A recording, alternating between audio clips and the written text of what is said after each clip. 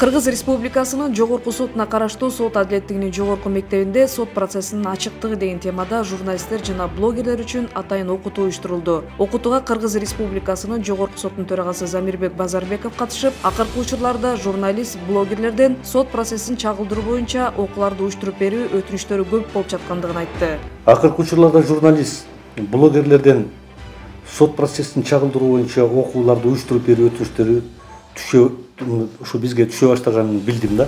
Буга байланыштуу жалпыга маалымдоо каражаттарынын өкүлдөрү, блогерлер мыйзамга ылайык сот отурумдарын кандай чагылдыруу керек, эмнелерди эске алуусу зарыл, кандай ички тартиптер бар.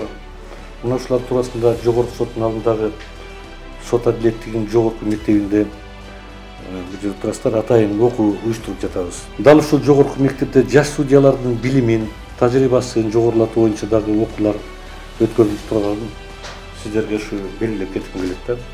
Бүгүнкү күндө сот тутуму менен жалпыга маалымат каражаттары өз ара кызматташууда эки тараптан кетип жаткан кемчиликтерди жоюунун жолдорун издеп тапканга аракеттенгенин өзү дагы чоң жетишкендик деп эсептей элем да.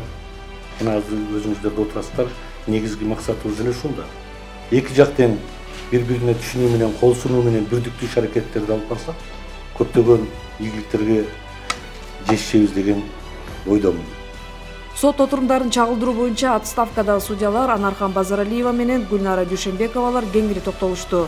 Окутуунун соңу суроо жооп форматында өтүп, жалпыга маалымдоо каражаттары менен өз ара байланыштарды бекемдөө, сот отурумдарын чагылдыруудагы кетирилип жаткан кемчиликтердин үстүнөн иштөө боюнча сунуш пикирлер айтылды.